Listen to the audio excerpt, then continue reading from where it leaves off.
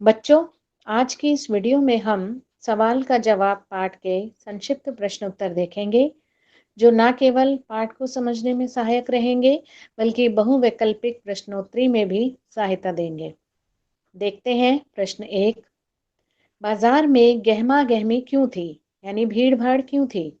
बाजार में गहमा गहमी इसलिए थी क्योंकि दिवाली नजदीक आ रही थी और रविवार का दिन था। जैसा कि आप सभी जानते हैं कि रविवार जब आता है तो जो लोग रोज में सामान नहीं लेते, रविवार के दिन बाजार में भीड़ होती है, सामान लेने जाते हैं। और दूसरा दिवाली का अवसर था, दिवाली पे तो बाजारों में भीड़ होती ही है। तो आप दोनों कारण लिखेंगे। प्रश्न 2। गरीब बच्चे पटाखों की दुकान पर क्यों खड़े थे? वे विंडो शॉपिंग करने आए थे और पटाखों की दुकान पर इसीलिए खड़े थे ताकि अपने दोस्तों के साथ बैठकर इस बात पर चर्चा कर सकें कि इस बार बाजार में किस तरह के पटाखे आए हैं। जैसा कि हम जानते हैं कि गरीब बच्चे खरीद नहीं सकते थे, लेकिन बच्चों, सभी को बाजार में लगी चीजें देखने का, घूमने का पूरा अधिकार है।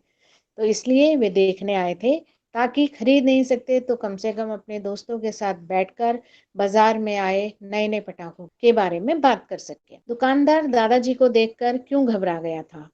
वह इसलिए घबरा गया था क्योंकि दादाजी की कॉलोनी में बहुत इज्जत थी, कि उनके अपने पूरे मोहल्ले में, कॉलोनी में बहुत इज्जत थी, लोग उनका सम्मान करते थे। इसलिए दुकानदार घबरा गया था कि भाई इनका पोता है तो बात मुझ पर आएगी। अगला प्रश्न। दुकानदार ने अपनी गलती सुधारते हुए क्या किया? दुकानदार ने शर्मिंदा होते हुए माफी मांगी और उन गरीब बच्चों को एक एक पैकेट फुलझड़ी एवं थोड़े थोड़े पटाखे दे दिए। यहाँ पर बच्चों ध्यान दीजिएगा, हर एक बच्चे को एक एक पैकेट फुलझड़ी दी थी। आप एक पैकेट फुलझड़ी लिखने की गलती ना करें। हर एक बच्चे को एक एक पैकेट फुलझड़ी और थोड़े थोड़े पटाखे दिए। तन्मय की गुल्लक में कितने रुपए थे? तन्मय की गुल्लक में 150 रुपए थे, यानी 150। अगला प्रश्न। तन्मय ने गरीब बच्चों को कितने रुपए दिए? तन्मय ने चारों गरीब बच्चों को 200 रुपए दिए। यहाँ पर ध्यान देना है, अगर पूछा जाए कि एक बच्चे को कितने रुपए दिए या मिले, तब आप कहेंगे 50 रुपए। लेकिन चारों को कितने दिए? 200 रुपए। और पूछा जाए कि एक बच्चे को या चारों में कितने बटे, तब आप कहेंगे चारों बच्चों को 50-50 रुपए दिए। लेकिन कुल कितने दिए? 200 रुपए। पाठ सवाल का जवाब के लेखक का नाम लिखिए। हरि कृष्ण देवसरे। दादाजी तन्मय को अपने साथ क्यों नहीं ले जाना चाहते थे?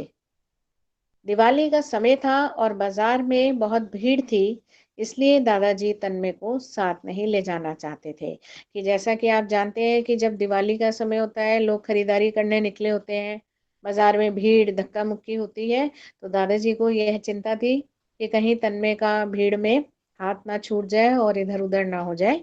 इस चिंता की वजह से वे उसे ले जाना नहीं चाहते थे। इस पाठ से आपको क्या शिक्षा मिलती है, यानी क्या सीख मिलती है?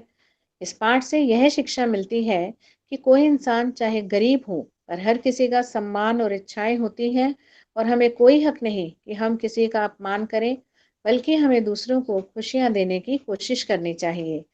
यानी बच्चों, यहाँ आपको यह सीखना चाहिए, तन्मय से यह सीख लेनी चाहिए कि कोई गरीब हो या अमीर, लेकिन सबकी अपनी इच्छाएं, अपनी ख्वाहिशें, अपने सपने होती हैं और हर किसी का आत्मसम्मान होता है। ऐसे में हमें कोशिश करनी चाहिए कि हम गरीब बच्चों को भी कोई खुशियां दें।